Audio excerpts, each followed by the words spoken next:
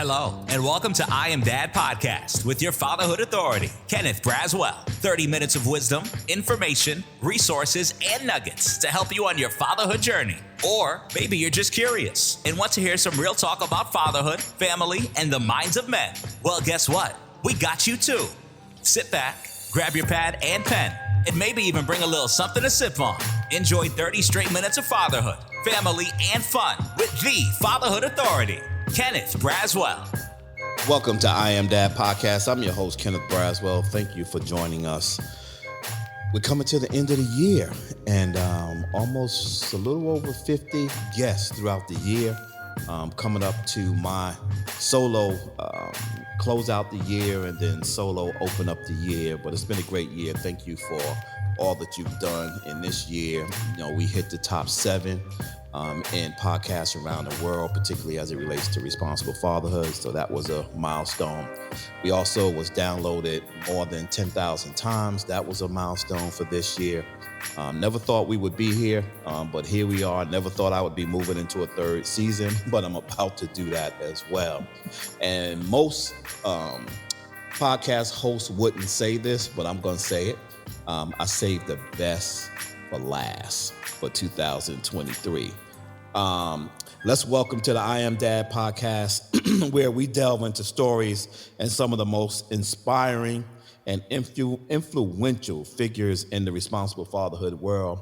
Today, it is my privilege to be hosting Tracy Braswell, the seasoned Chief Operating Officer known for her groundbreaking work supporting and building Fathers Incorporated in both New York and Atlanta, Georgia. Tracy's journey in the corporate world is nothing short of remarkable. She embarked on her professional path in the financial sector, managing over $350 million in personal assets, improving her expertise across various financial institutions, including Stanley Morgan, Dean Witter, and Merrill Lynch.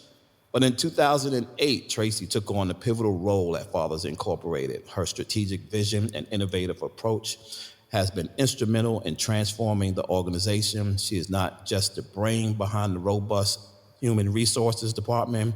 She is also the creator of comprehensive employee benefit plans and training manuals, and we've set new standards in the industry for the work that we do. Under her leadership, Fathers Incorporated has seen unprecedented growth and impact. The annual Fatherhood Expo and the Daddy Diaper Drive is just a few examples of her commitment to making a tangible difference in the community, as well as her work with the National Responsible Fatherhood Clearinghouse.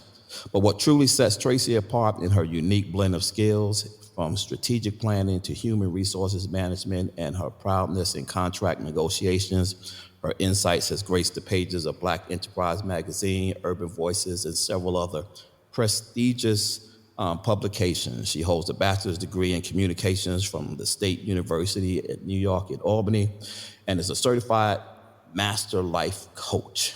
Her dedication to excellence and her ability to lead with integrity makes her a true force to be reckoned with in the corporate world.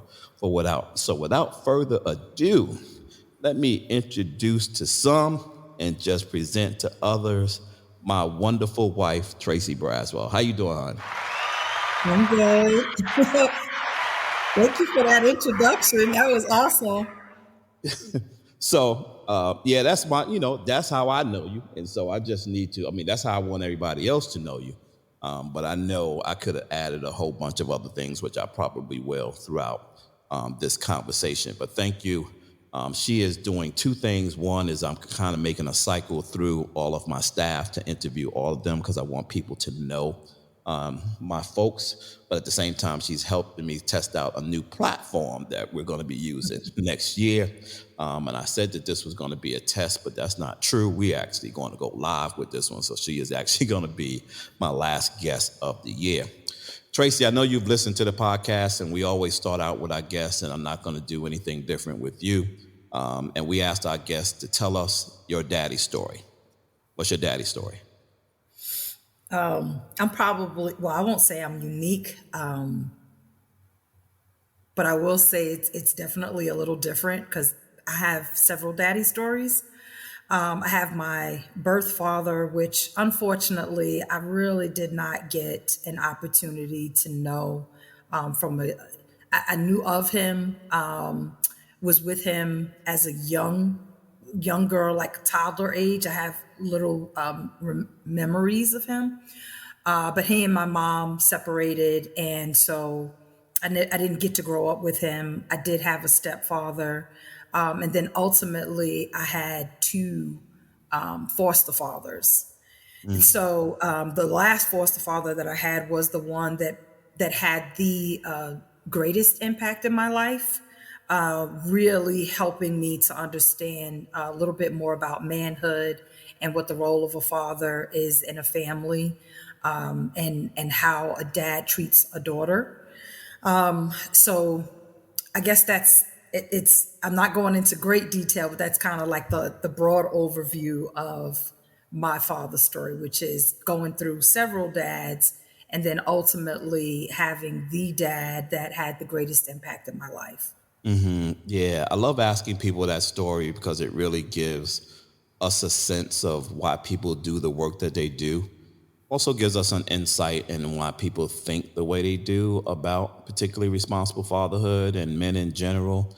And so it's always kind of good to kind of know, someone's story as it relates specifically to their dads, whether or not it was a good relationship or a bad relationship. They show up in your life equally, but in very different ways. Given that diverse background with your dads, right? How much of that has helped you in the work that we're doing today? Yeah. So, the beauty of having multiple fathers in your life is really just getting to see how their circumstances and situations impacted how they fathered. And so I have the ability to kind of see the good with the bad, right? And so I got to see examples of fathers that didn't quite make the mark, regardless of whatever the reason was for them not being able to parent to the best of their ability. I experienced it. And then on the flip side of it, I can see what the positive impacts of a good father who knows how to nurture, who knows how to pour into a child, who's supportive of a child. And that alone has really allowed me to really want to push fatherhood in our communities, because I can see, like, I feel like I am an example of when fathering goes right, Mm, even though I've had some other I've had other dads, but I am the example of like what happens when you have a dad that takes care of you and takes care of the family and supports you, right? Even when so I always remember the fact, like, I grew up playing basketball, and I by no means was a star on the team, but he would come out and watch me, right? And so it's little stuff like that that just kind of makes like, in this work that we do, like, I want children all over the world to be able to experience that, to mm, have somebody that they know that's going to support them and that's going to be there for them, even when, you're not, it's easy for a parent to come out and support a kid that's like the star on the team or excels academically. But it's a different kind of parent that says, I'm going to support you anyway, and I'm mm. going to encourage you anyway, regardless of, where you fall on the scale in relation to other kids that are doing the same type of thing. I hope that made sense. Yeah, it did make sense. It did make sense. Okay. Um, so when you look at it from the perspective of being a parent, because we both parent children together, how does what you learn from your dads feed into what you think about and how you have incorporated what you've learned specifically about men and dads into your own children? Yeah. So, again, if I had to look at that silver lining, because I don't think that the experience that I went through was like a horrible, terrible experience. There were moments that were just not great. But what that allows me to do as a parent, because I've always been that person, like growing up, I always felt like God gave me this wisdom that was beyond my years. And so I could kind of look at the adults in my life and see, there's something that's missing, there's something that's broken, there's something that's not right. And I never necessarily, there's some things that I've certainly internalized, but there are other aspects that I could literally just kind of look from the outside in. And so what that allowed me to do was say, you know what, when I grow up, I definitely don't want to do that to my children. Like, I want them to have a much, much better upbringing than what I experienced in my earlier years. And so, so for me, one of the big things, just from a spiritual perspective, is breaking generational curses, like that dysfunction that ran in our family with abuse and alcohol usage and drug usage. That's not anything that I ever wanted my children to experience.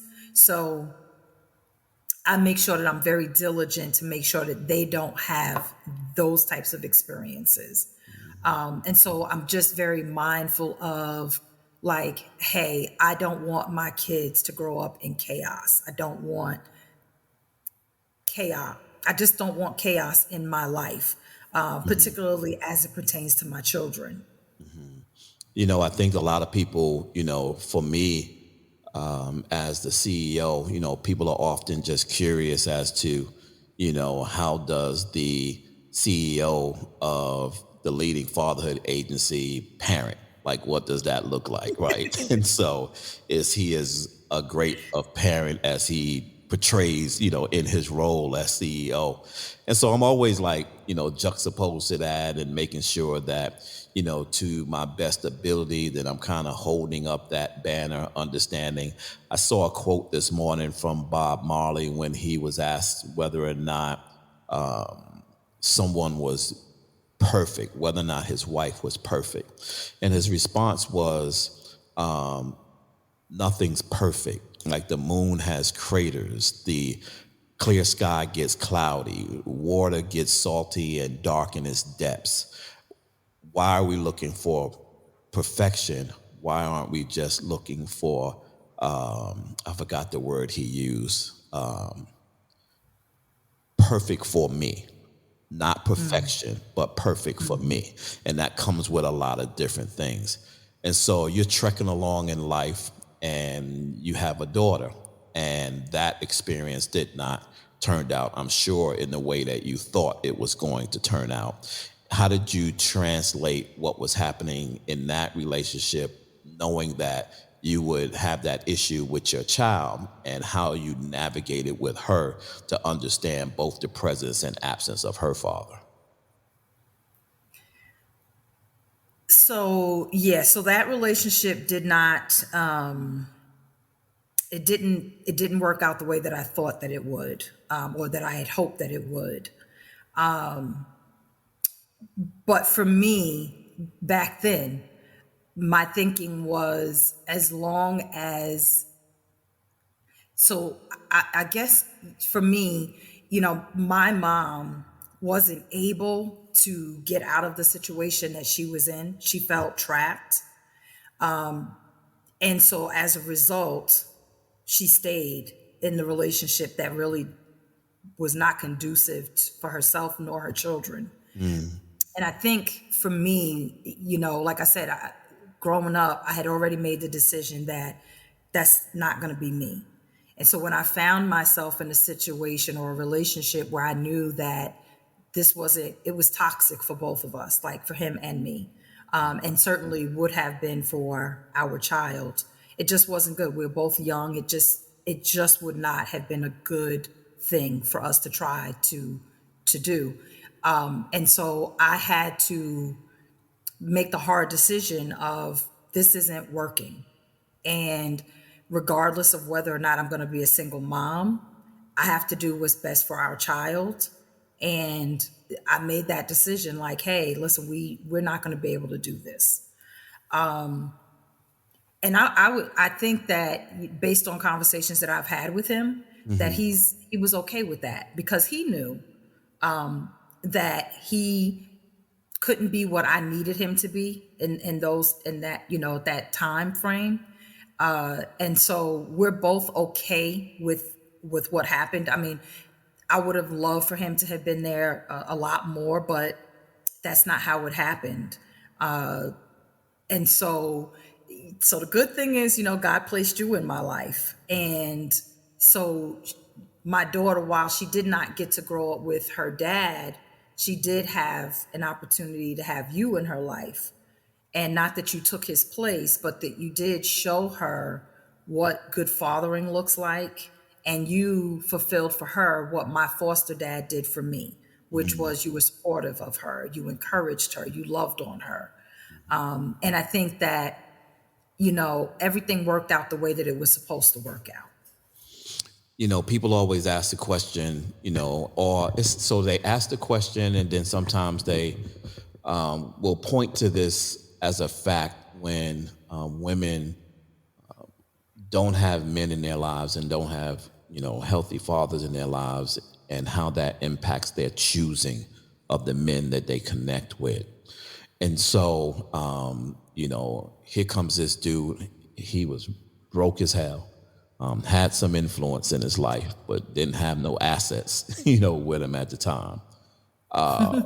And I tell people, I know you've heard these stories. I tell these stories about you all the time, but they're just to give some context to who you are and what you were at a time when I didn't know what I was looking for, but knew what I found, but still was trying to figure out like what God was trying to have me do. And I always tell the story about how the day that I saw you over, I can't remember that restaurant that was over next to William Tell, and we were talking about something, and I was like, I really want to ask her out, but all I got in my house is peanut butter and jelly. And we were talking about it, and I said, yeah, we can go somewhere. You can come up with, we can have lunch, but all I got is peanut butter and jelly. And he was like, okay. I'm like, for real? Like, okay. Like, all right, that I could do. I could make the best peanut butter and jelly sandwich, in the world.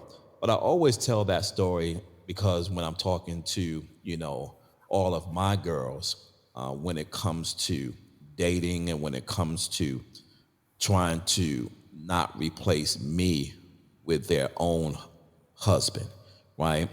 That you also have the ability, or you need the ability, to see the purpose and promise in someone.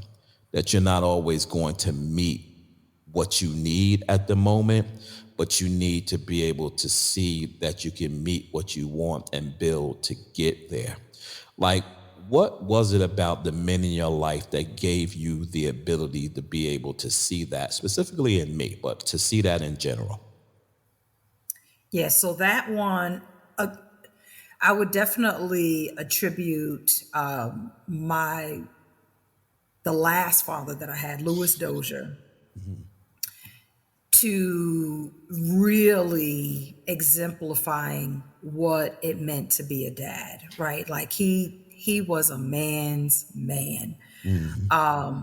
And there are certain qualities that you have of his, and those qualities were non-negotiables for me in terms of who I would marry, right? And so he was responsible. He was very family oriented. He was engaging with his children. And those are just, and he was very loving. And those are some qualities that, like, regardless of where you were in life, you had to exemplify those qualities. And so some of those qualities I saw because at the time when I met you, and Zinga was, I think, what, about 5. And so I did have the opportunity to kind of see how you interacted with her. I saw how you managed a business, so I knew that you were responsible. So there were certain qualities that you brought to the table that let me know, okay, yeah, this is a good one right here. Mm-hmm. So, and then again, Now, if I look at all of the other dads that I had, and the other three didn't have all awful qualities. They just had certain qualities that prevented them from being, I think, the best person that they could be. And so they had their own internal struggles that had nothing to do with me. It just is what it is, right? But I'll say that even with that, I could take certain qualities from them that also they were good qualities, right? They just couldn't execute them all the time, right? And then also, then the other piece of it is, and there are some red flags, some drop down, like absolutely not, that if I saw those qualities in a person that I was dating, we were good. It was like, no, no, you know what?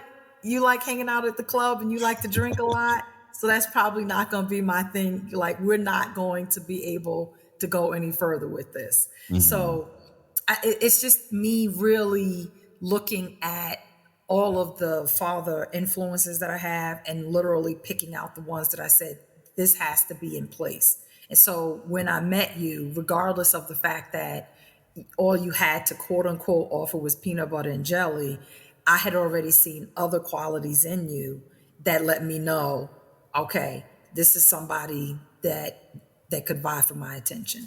And that's I don't know how to, and we often think about how do we translate those kind of messages, particularly for our young girls, but also for our young boys, and really kind of understanding, defining the qualities that they want to see in people as opposed to the other things that they see, which is why I think social media does a disservice to our children, because they don't get to see those other qualities. They only get to see the representative of the person that's presenting themselves to them. And that person doesn't always be truthful. That person is not always truthful in Yeah. terms of what they're bringing to the table, because they have ulterior motives in terms of what they want. And then, I have this epiphany. I had it before I met you, and I had this idea in starting this program. And you support that all the way through. I want to fast forward through really getting to that work and doing that work in Albany, and starting it and getting it moving. But really want to get to somewhat of what you've learned since you've been a part of this kind of 20-year journey trying to serve families and fathers, because people are not always clear, like whether or not particularly women can work with dads. And I have a staff full of awesome women that I would not replace any of them with another man, because they bring the exact necessary qualities to the space that we need to kind of collectively do this work, but still allow our fathers to get what they need. In the past 20 years watching Fathers Incorporated, what is the thing that sticks out the most for you? You said something earlier and then you kind of shifted gears, but I think I want to go back to that, which is that notion of perfection in parenting. And so it really it's in the 20 years that, you and I have been working side by side, we haven't been perfect parents. We haven't worked with perfect parents.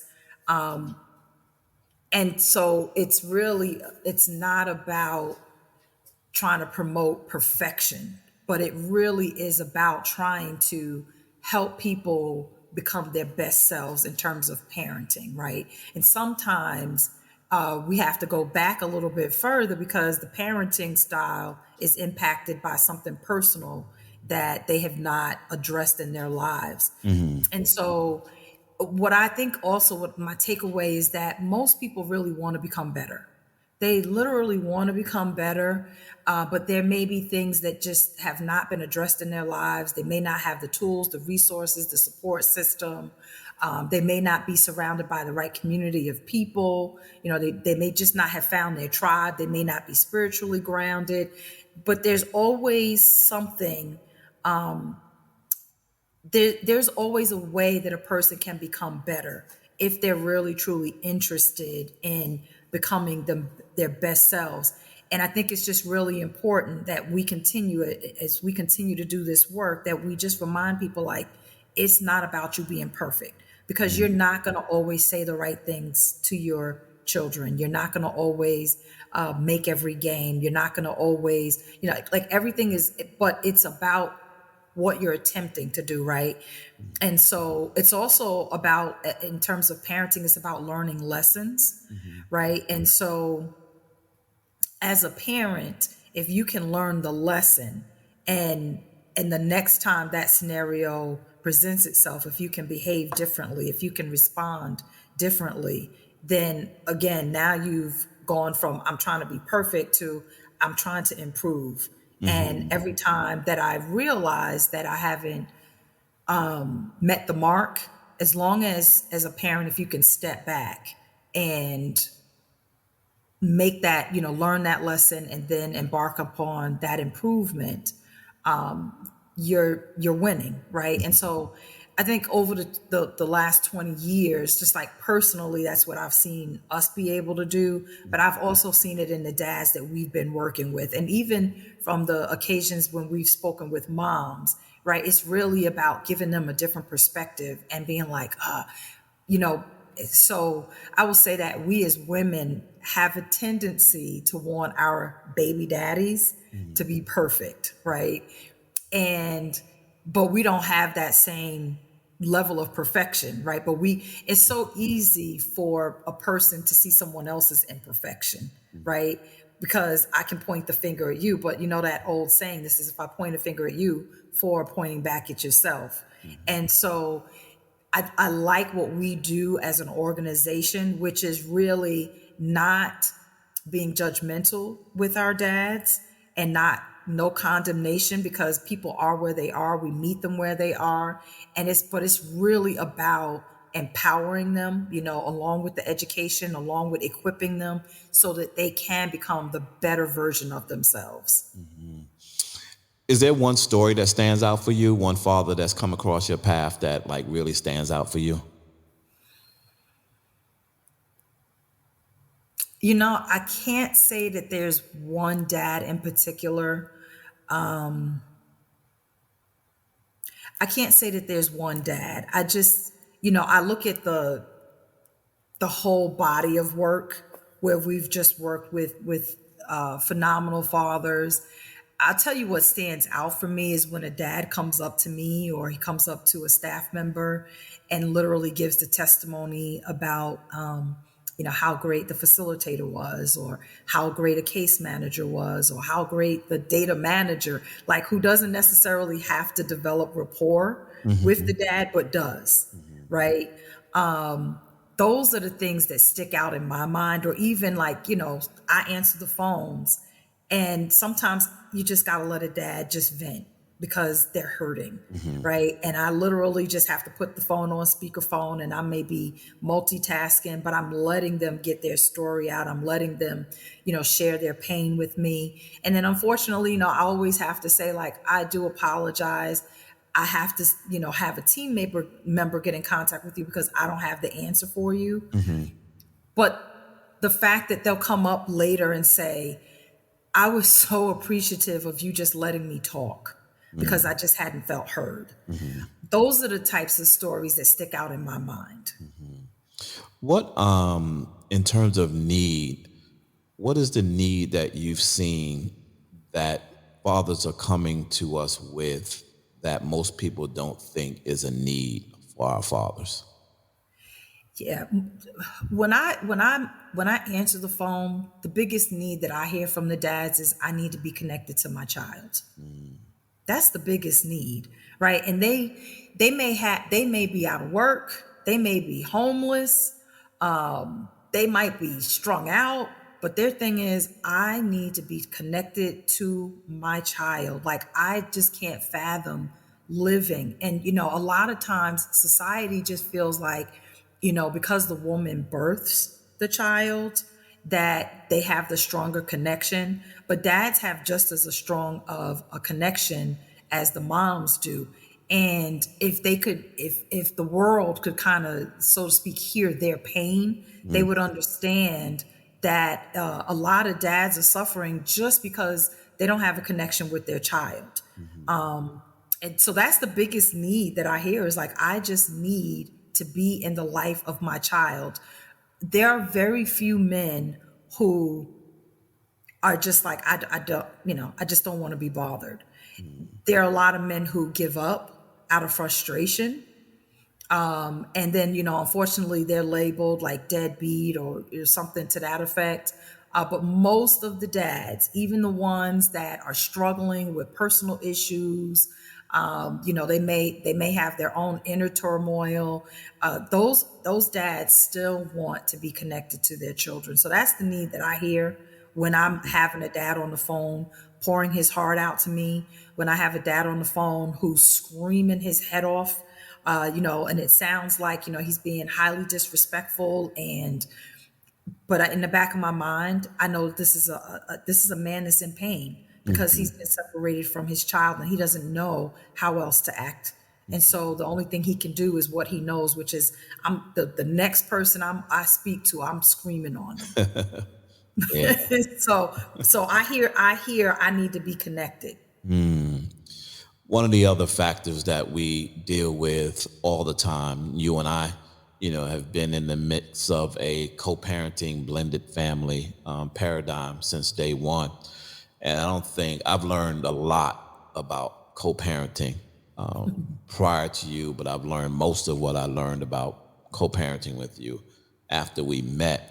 I don't think people take into consideration the difficulty in co-parenting as good as it can be and as beneficial as it can be for our children. How important is co-parenting, and how important is it for women to really understand that just because you're not in a relationship doesn't mean you don't have to have a relationship?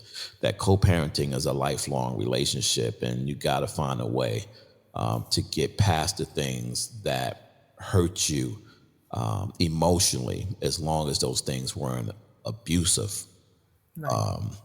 emotion or abusive physical connections. We don't advocate for anyone putting themselves or their children in danger, but less of that.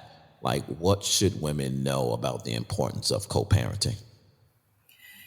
Yeah, so I guess the biggest thing is women need to take into consideration how they're hurting their children, right? And so what happens is you don't often see it right from the beginning. Like when they're babies, obviously a baby's not going to tell you like, I miss my dad, right? Or I really want my dad around. But it shows up later on in life. And if more women understood that this disconnection from the child and the dad, that it's going to show up later on in life, they probably would rethink it, right? And so if I knew as a mom that my daughter is prone to promiscuity because dad's not there to teach her self-value and self-worth, and listen, single moms do a fabulous job raising children. There are still elements that we can't pour into our children. We can do the best that we can do, but there's still a role. There's a reason why there's a mother and a father. It's because both parties bring different things to the table. And so it was never, ever, children were never meant to be raised solo. And so if moms could kind of see into the future that, by not having my son's dad in his life, that he was going to turn to a life of crime or he was going to get strung out, I think they would reconsider their decision to push dad out of the picture because the relationship didn't work out, right?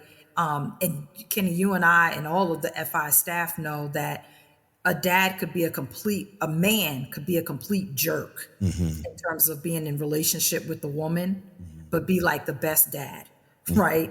And so it takes a special skill set, I think, to be able to recognize like, hey, this relationship is not going to work out, but you still need to be here for your kid, right? Which is why, so perfect example, when Amber's a teenager and, now we've got social media platforms and I find her dad, right? And I say to him like, listen, you got a clean slate with her.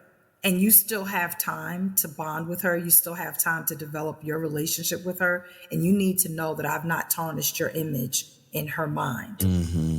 Right. And I thought that was really important because she still needed to get to know him. And my thing is, you get to decide whether or not you want to be in relationship with him, not me. Right. Right. And so I think that co-parenting again is so critical to the children because as the parents, we don't know the impact that it's going to have, right? Every once in a while, yeah, you're going to roll the dice and the kid's going to turn out great. But there still is underlying, you don't know kids growing up. They may not verbally say it to the parent, but they may be thinking like, why didn't my dad want me? Mm-hmm. And then that turns into dysfunctional relationships. Mm-hmm. So we just don't know what that ultimate impact is going to be on the child. Mm-hmm. And, I go back to what I stand on, which is children were really not meant to be raised alone. It's crazy because when I think about, our, at least our married years, and I write the story in a scenario of our married years, and I always am brought back to what I've always been taught about God's plan, right? That if he told you your plan, you would run in the opposite direction. There is absolutely no way that you would sign on for what the ultimate plan is. And what always brings that to the surface for me is if someone would have come to you and said, you're going to marry a man who has 4 children. This is prior to KJ. 4 children, 4 baby mamas. He's going to find out about 2 years into your marriage. Y'all going to have your cars repossessed. You're going to have to move, right? He's going to lose his job. He's going to, if he said all of that stuff, he's going to pick you up out of New York. He's going to take you to Atlanta with a plan, but no guarantee that plan is actually going to work out when he gets there, right? And so if someone would have given you that plan, would you have rejected it? Oh, the 4 kids alone would have put you out of the running for sure. Um, I had this thing about not, because I don't care for drama. I never have.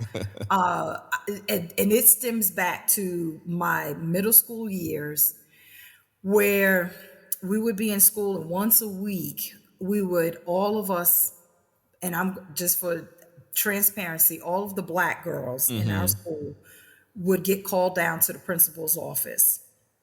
And it would always be over 2 girls fighting over a guy.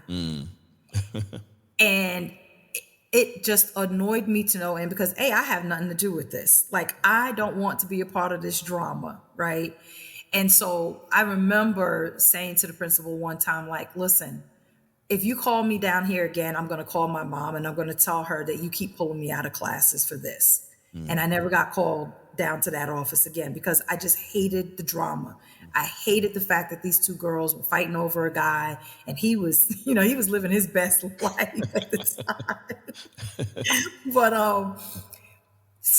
But my dislike for drama, and then of course, my childhood years where there was a lot of dysfunction in the home, just really solidified my distaste for drama. So I always said, I don't want a baby mama in the picture. Like the guy that I want to be with, we're going to have our first kids together, right? That is not what God's plan was. And, interestingly enough, God showed me enough of the plan to know that I was supposed to marry you. Now, I didn't know some of the intricacies of what, we were going to experience together, but I was very clear when God said, this is your husband. And I was like, oh, okay. I was like, all righty. So, all right, this is what we're going to do here. Right. And it still even took a little while for us to really get connected in that way in terms of dating, even after God showed me that you were going to be my husband. However, What I do know is that going back to, I think you said it was Maxwell about this perfection thing, right? Because in my mind, the perfection was, you know, no kids, we're going to get married. But that also would have meant that, I would have been virgin before I met you, and that definitely wasn't the case because I had already had Amber, right? So perfection went out the window a long time ago. So, but I think that just again, my assurance in knowing that God has had His hands in our marriage is what allowed me to move forward, knowing that, when I met you, there was two, right? And it was like, okay, so we're doing this now. Okay. Mm-hmm. And what I will say is the blessing is that we've all been able to coexist, right? And it hasn't been perfect, right? But we've been able to coexist, and we've all been able to co-parent, and we all understand the big picture, right? Which is, it's about the children. It's not about us personally. It's about the children. And so there are times when I'm sure that I have hurt feelings. I'm sure that I know that my feelings have been hurt in situations, but I always go back to, but what's the big picture, Mm-hmm. right? And if this is going to impact the big picture, then I got to let this thing go. Like, it's just not worth it to hold on to stuff if it's going to hurt the big picture. It kind of reminds me of, like, when you watch on the TV shows, you have those rich families, right? And they will do anything to keep the business going, right? So it's like, listen, you can go out there and do whatever it is that you're going to do, but this business, this is the family business. Right. And so we're going to handle the family business. Mm-hmm. And when you get yourself together, that's fine. But we cannot allow you and your shenanigans to tear down the family business. And so I think that, when we talk about co-parenting, when we talk about knowing what the plan is, the ultimate plan is that, we are all breaking generational curses. The Mm-hmm. ultimate plan is that we're raising healthy, functional, loving, good citizens. We are really preparing the next generation to be better than what we had. And so I think that that's the key thing, is like us making sure we're focusing on that big picture. Yeah, I think the thing, when I look at our relationship over the years, the one thing that stands out for me that's been somewhat the key, there's a couple of keys, but one of the most substantial keys for me with you has been transparency.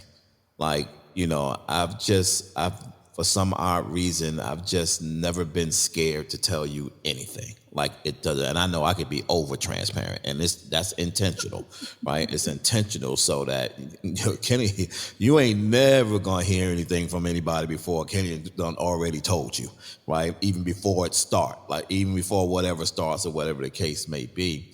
And I think that that's an underrated trait for a relationship, because oftentimes we'll say the word honesty, but I really do believe that honesty and transparency is two different things, right? Honesty is what I tell you in the moment to be true. Transparent is to tell you what you need to know before I need to tell you something that's true, where it puts that truth in doubt, right? And so that has always been, and you and I are like, first of all, we're both Libras, we're 10 days apart. And so we got those two traits that are oftentimes good and sometimes bad, because it's two people that are the same in some ways. It's just not good, for people at all, but as the as the COO, as the organization, and someone who really helps and leads the operation of Fathers Incorporated, because I think people look at us and they see us doing great work with people, and they have no idea like what it takes to run. I got an email from someone the other day. I haven't responded to it yet. And his comment to me was, I've been looking online for an organization like yours, and your organization seems to fit what it is I'm trying to launch, I love to sit down and get a couple of tips from you, so I can launch an organization like yours. And my thought is not to be dismissive, but at the same time, you didn't do your homework, because what you're looking at is my social media posts, and you're thinking that's what we are. That is the tip of the iceberg of who we are. But there's this foundational business component that most people don't see. And I want you to speak on some of the things that you've learned and seen in that space when it comes to this work. But more specifically, because you brought up something, and I'm going to bring it up now, being in that space and being Black in that space and having the level of success that we've had over the almost 20 years, and not being able to tell much of our success because of how that success would look to others. So, in regards to the business aspect, one of the things is that you tend to make things look really easy, and then you've kind of transferred that to the organization as a whole, which is now, excuse me, Fathers Incorporated makes everything look easy, right? So when people see posts on social media, they get this notion in their mind, like, oh, I can do that. That should be an easy thing because we make it look easy, right?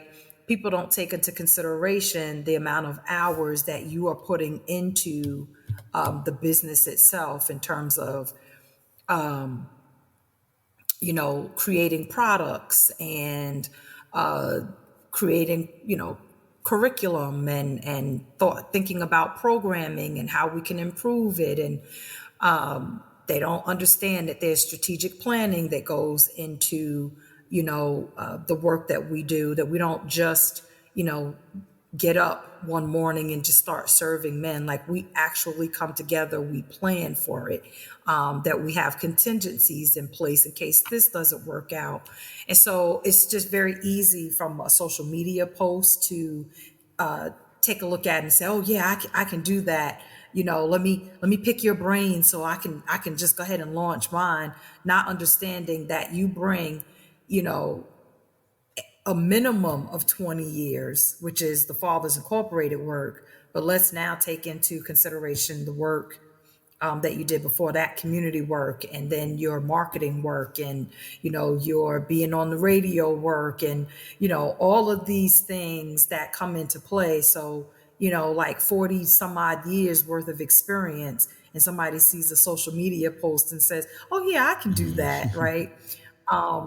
The other aspect of it is, in terms of us being a Black owned and Black run organization, is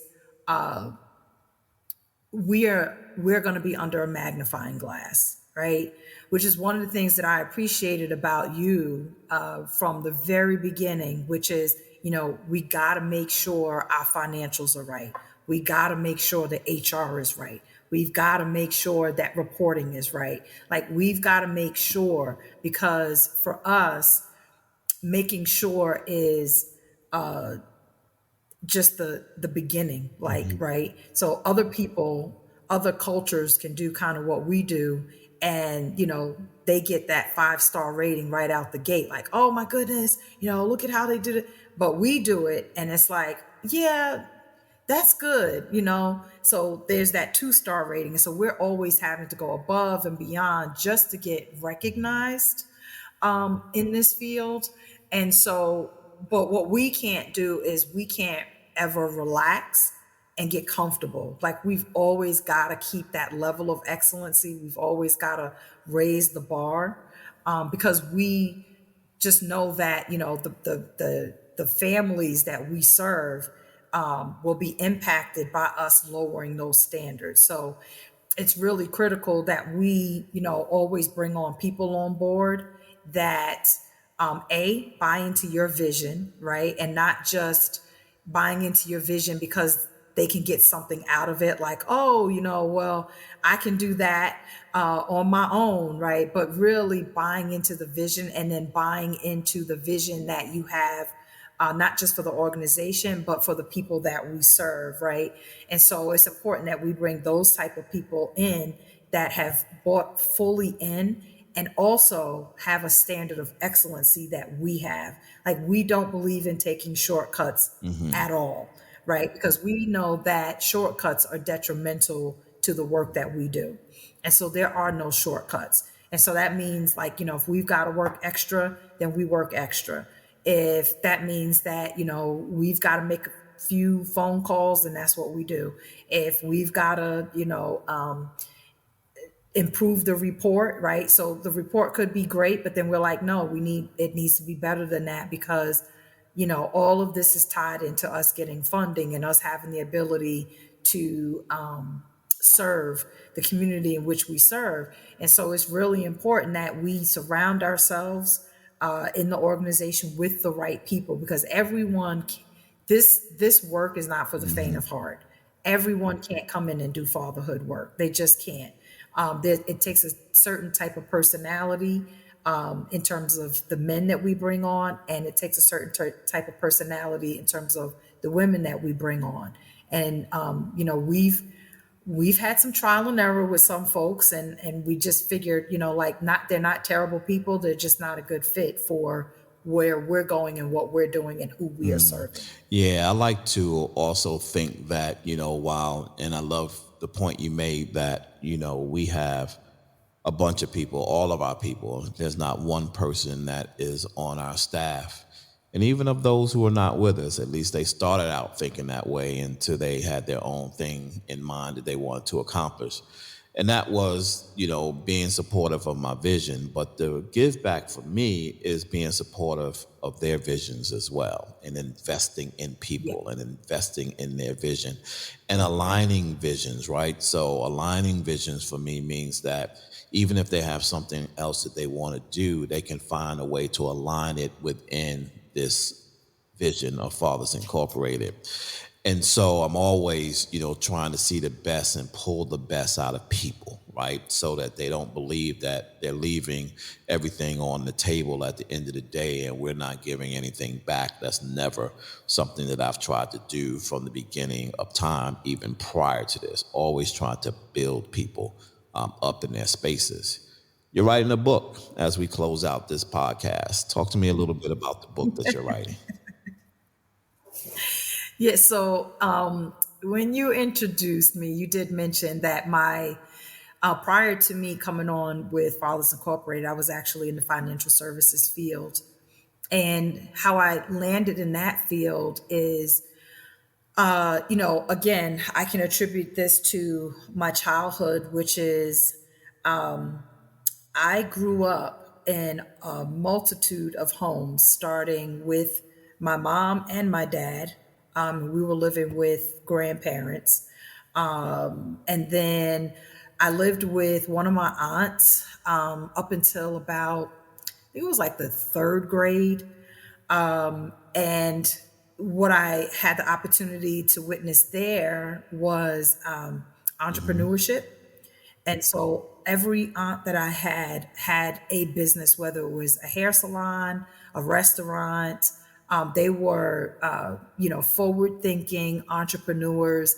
And, you don't know this as a child, but that impacted, like, my idea about becoming an Mm-hmm. entrepreneur, right? Then going back to go live with my mom, which unfortunately we just didn't have a lot of money, so we were really, so interestingly enough, we lived in a beautiful home, but in Mm. poverty, Uh-huh. right? The family, her and she didn't own the home. It was a family member that allowed them to Mm-hmm. stay there. And then going into foster care, which put me into homes that had a little bit more money. But from each home that I lived in, I watched people deal with money in different ways, right? Whether it was really good, very bad, dysfunctional, whether it was, just very intuitive with investing or how to handle money. I got a plethora of experiences with people and Mm-hmm. money. So fast forward, because I remember as a child, the last foster mother that I had, Agnes Dozier, said to me, make sure that you always save for a rainy day. Now, the reason why that's really interesting is because that's something that she did not do. But she was imparting that wisdom onto me because what she was saying is like, you never know when something's going to go amiss. And so I want you, don't do as I do as I say. And so her thing always was, I remember her taking me to the bank to open up a savings account. Because I had gotten my first job, which was hilarious because I got a job so that I could get out of being on Mm-hmm. punishment. So I got my job and I wanted to put money in a bank account. And I was able to help out in the household, well, specifically her, because dad would take care of the household, but she had a shopping Mm-hmm. habit, right?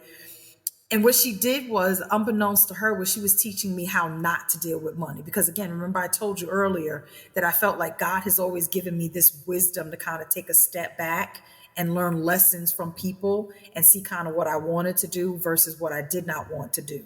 And what I learned from her was, she would go out shopping. She had the hat, she had the matching shoes, the suits. I mean, she would go to church dressed to the hilt, but then the lights would get cut off, right?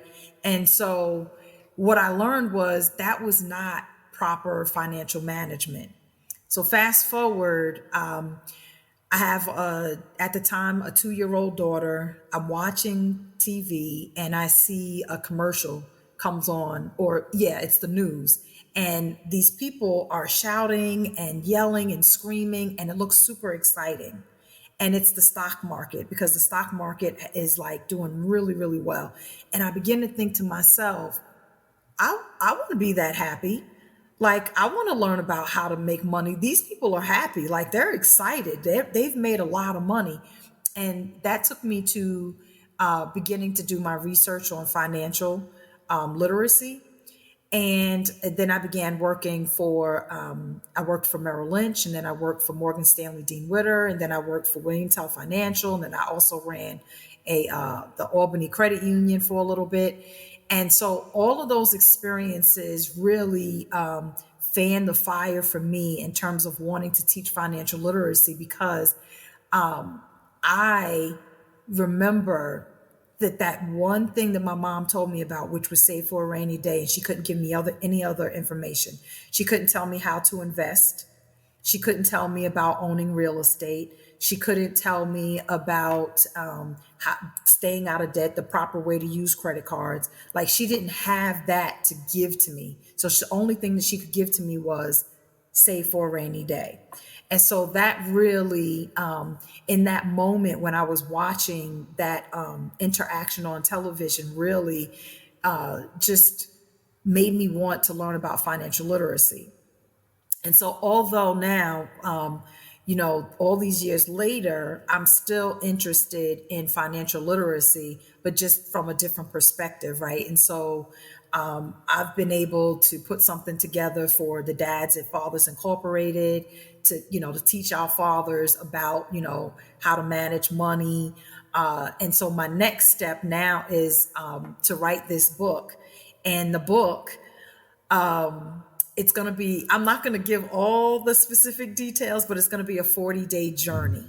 And that 40 days was inspired from a spiritual perspective, which is if you read the Bible, things that happened significantly happened typically within 40 days, right? So if you look at it rained for 40 days and 40 nights, that's Noah's Ark, right? Jesus went up to the mountain and fasted and prayed for 40 days and 40 nights. And so really what I want to do is begin to help people begin their financial literacy journey and do it within a 40-day, 40-night period. And ultimately, it's going to touch upon a little bit of everything, which is, how to manage your money properly through budgeting, how to invest, how to build a business, how to get out of debt, how to stay out of debt, how to manage credit cards. And so the goal is to really touch upon about 40 areas of financial literacy so that hopefully I can jumpstart in someone else the opportunity to say like, hey, I don't want to keep living in poverty, right? Because at that time that I saw that interaction on the news, I was in debt. I was a single mom, and thankfully, I had that epiphany in that moment that said it's time to do better, because I had seen better. I had seen worse, but I had also seen better, and I also knew what I had said to myself, which was, this isn't the life that I'm going to live, right? I always said as a young girl, I told my mom, I told one of my aunts about my mom standing in the welfare line, that I never wanted to be on welfare. And at that point, I had been on welfare. Like, I had a short period of time where I had to go apply for like food stamps and rental assistance. And I was like, this is not what you dreamed about. And so what I want to do is take people who feel like, they may be stuck because that's the family that they were born into. I really want to inspire them with this book to say, you know what, I can do better. And there are resources out there that can help me do better. And so I want that book to serve as that catalyst. Okay. All right. So, Tracy Braswell did a good job, ma'am. Thank you so much for joining us on this, not the last, I think it's the next to last show in 2023. And so we got a lot of, as Mr. T would say, got a lot of mo for you next year. But for you, particularly, as the old saints would say, I've had some good days, I've had some hills to climb, I've had some weary days and some sleepless nights, but when I look around and think all the things over, all of my good days outweigh the bads. And because of you, I don't complain. I may vent, but I don't complain. There's a difference between venting and complaining, right? And so appreciate every fiber of your being for everything that you are to me and everything that you've been to me and everything that you will be to me, and helping me build this vision that God planted in me some 20 years ago. And the work and the lives that we've been able to touch across the board. We touched just a small element of our interaction within Fathers Incorporated and some of the other untold stories of, what has built Fathers Incorporated and what has made it what it is. Didn't talk nearly enough about our children and the experiences that we're going through as parents right now. And they're all good days, right? All the things are the things that we wanted and we look for in our children. We just have some awesome, awesome children. God has blessed us with respect to the children that he's planted in our lives. So thank you for spending time with I Am Dad podcast. I appreciate you. I appreciate you. Love you more. And everybody else who has listened to and watching I Am Dad podcast. Again, I'm your host, Kenneth Braswell. You know how I like to leave you. Always be kind to others as you're kind to yourself, or you might find yourself by yourself. Always shoot high for your goals, because even if you miss, you'll be amongst the stars. And as my good friend, you'll be amongst the stars. And as my good friend and my great friend, Art Mitchell, and John Harris used to always say to me, it's nice to be important, but you know what? It's much more important to be nice. Till next Sunday, peace out. Thank you so much for taking the time to spend with us. You've been listening to I Am Dad podcast. We hope that you have been informed, encouraged you to think, or even inspired your heart for the love of dads. The conversation does not end here. Come back and join us next week. Same time, same place. Or you can continue the dialogue on our I Am Dad Facebook page. We also invite you to listen to past episodes, learn more about us, and keep up with special activities by visiting IamDadPodcast.com. That's IamDadPodcast.com. Until next time, I leave you with this reminder of manhood from 1 Corinthians chapter 13, verse 11. When I was a child, I spoke as a child. I understood as a child. I thought as a child. But when I became a man, I put away childish things. Because of this reminder, I will always understand that I am dad, period.